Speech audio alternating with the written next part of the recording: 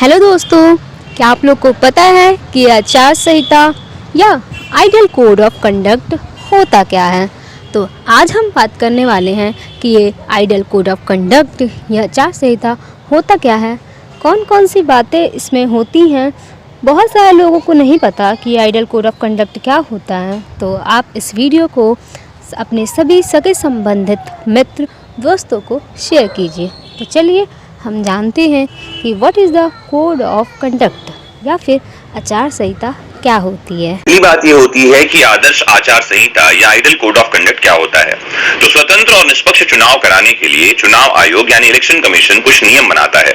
इन नियमों को ही आचार संहिता यानी कोड ऑफ कंडक्ट कहते हैं।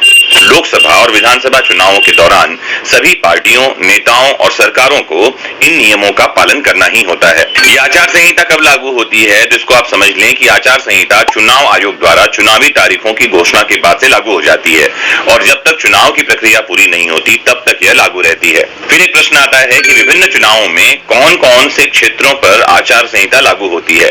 तो लोकसभा चुनाव के दौरान आचार संहिता पूरे देश में लागू होती है और विधानसभा चुनाव के दौरान उस राज्य के स्तर पर ही आचार संहिता का पालन करना होता है और उपचुनाव के दौरान कोड केवल संबंधित निर्वाचन यानी जो इलेक्टोरल एरिया है, क्षेत्र है, वहीं पर में लागू होता है। फिर एक प्रश्न पूछा जाता है कि आदर्श आचार संहिता की मुख्य विशेषताएं क्या होती है, इसकी क्वालिटीज। तो आचार संहिता को आप इस तरह से समझें कि चुनावी की प्रक्रिया के दौरान राजनीतिक दलों, उम्मीदवारों और सत्ता में रहने वाले दलों को चुनाव प्रचार, बैठकें और जुलूस आयोजित करने, मतदान दिवस की गतिविधियों और कामकाज के दौरान अपना आचरण कैसा रखना है, यही बातें इसमें होती हैं।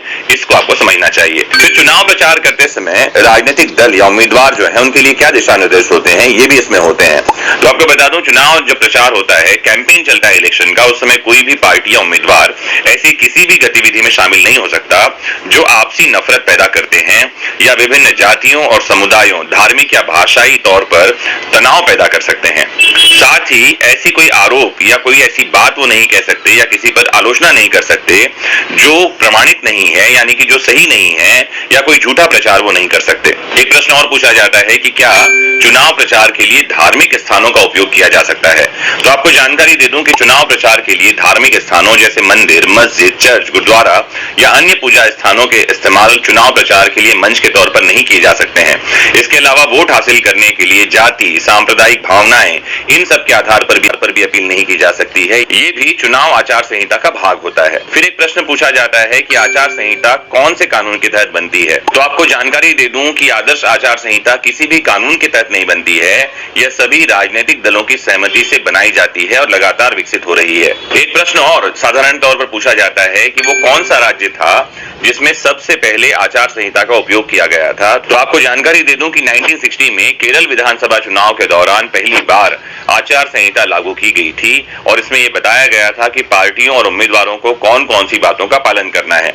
आपको ये भी जानकारी दे दूं कि 1962 के लोकसभा चुनाव में पहली बार आचार संहिता का उपयोग किया गया था। फिर एक प्रश्न आता है इसमें कि चुनाव वाले दिन क्या मतदान केंद्र के या उसके आसपास प्रचार करने पर कोई प्रतिबंध होता है। तो आपको जानकारी दे दूं कि वोटिंग डे जो है, जिस दिन वोट दिया जाना है, उस दिन जो मतदान केंद्र यानी वोटिंग सेंटर होता है उससे 100 मीटर के दायरे में प्रचार नहीं किया जा सकता। फिर एक प्रश्न पूछा जाता है कि अगर कोई आचार संहिता का पालन न करे तो उसके क्या परिणाम होते हैं। तो आपको जानकारी दे दूं, कोड का पालन न करना कानून और नियमों का उल्लंघन माना जाता है।